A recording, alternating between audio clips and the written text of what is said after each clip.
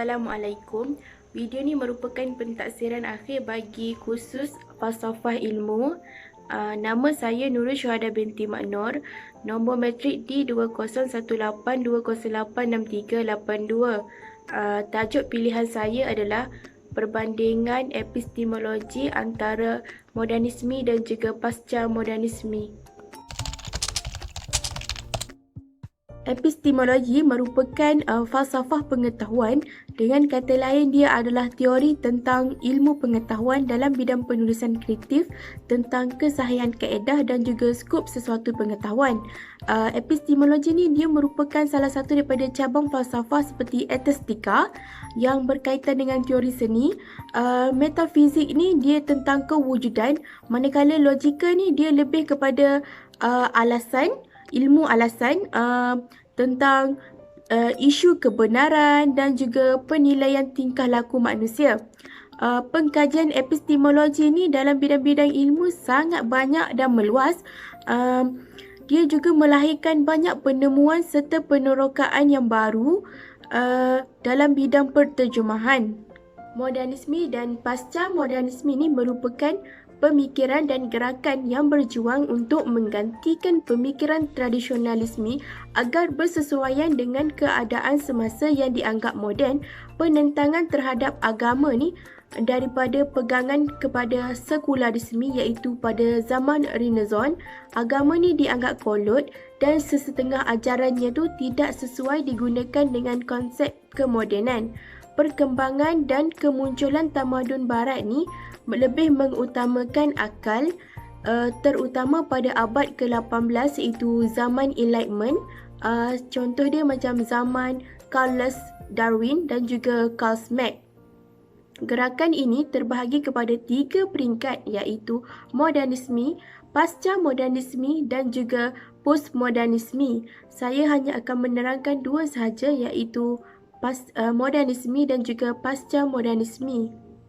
Modernisme ni muncul akibat daripada fahaman sekularisme yang berada di Eropah pada abad ke-15 hingga 17.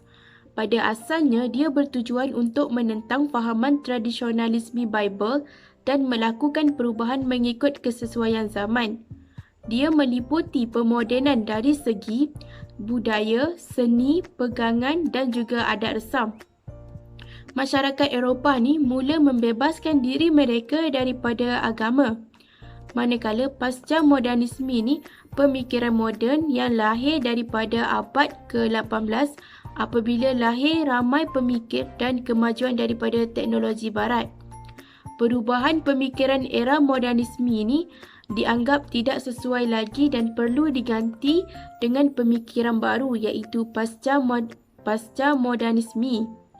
Banyak berlaku pemikiran baru dan muncul dalam era ini seperti humanisme, pragmatisme dan hedonisme.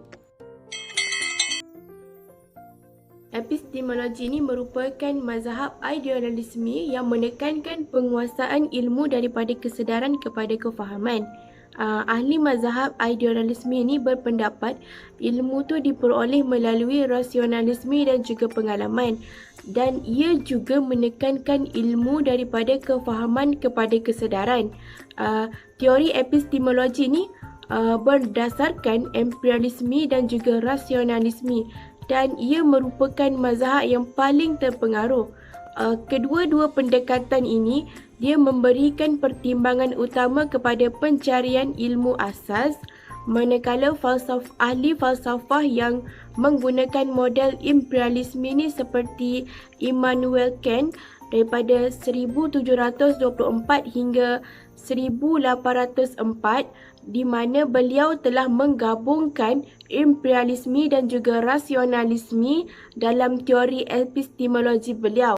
Selain itu, epistemologi ini mempunyai berkaitan dengan pertanyaan bagaimana proses yang memungkinkan suatu pengetahuan itu diperolehi, apakah prosedur dan teknik yang dilakukan untuk mendapatkan pengetahuan, dan apakah yang dikatakan dengan kebenaran dan sejauh manakah ia benar. Fokus utama epistemologi adalah untuk menjawab apa yang benar dan sudah diketahui serta menjawab persoalan bagaimana cara untuk mengetahuinya.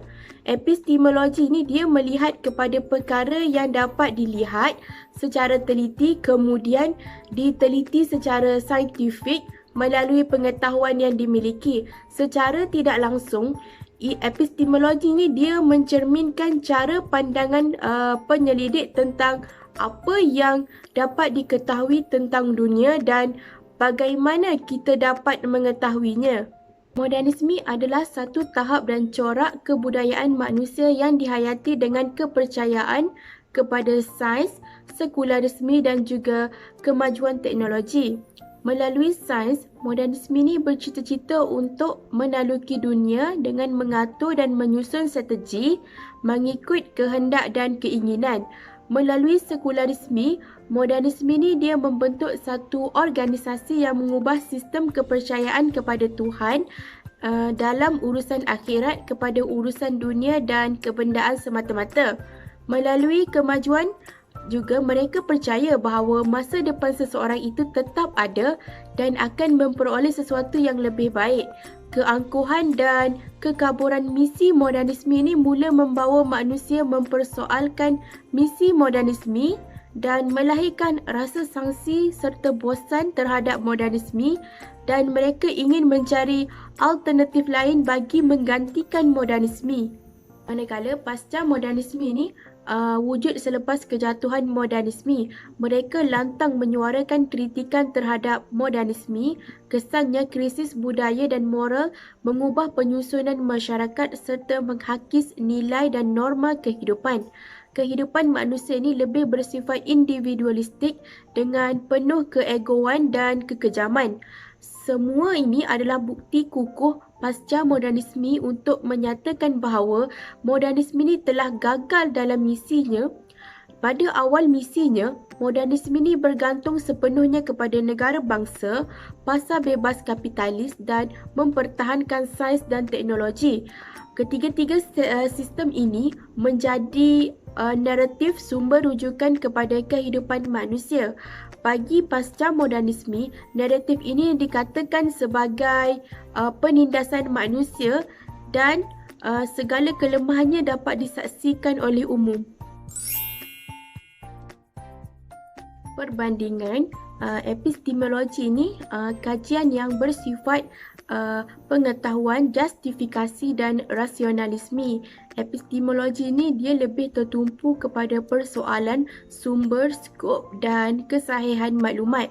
Manakala modernisme dan pasca modernisme ini dia menekankan aspek pemikiran moden dan menolak pengaruh agama, menekankan pemikiran akal dan teknologi. 4 unsur yang membentuk modernisme dan juga pasca modernisme. Yang pertama adalah kekuatan rasional dalam menyelesaikan masalah kehidupan.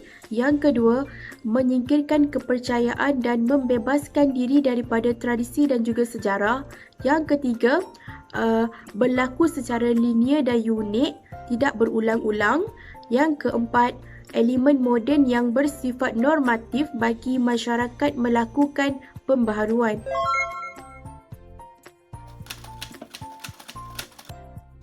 Cabaran dan apa yang saya perolehi semasa membuat video ni adalah saya dapat menambahkan pengetahuan saya berkaitan dengan epistemologi, modernisme dan juga pasca modernisme, dan ia memberikan satu ilmu yang baru kepada saya untuk kehidupan.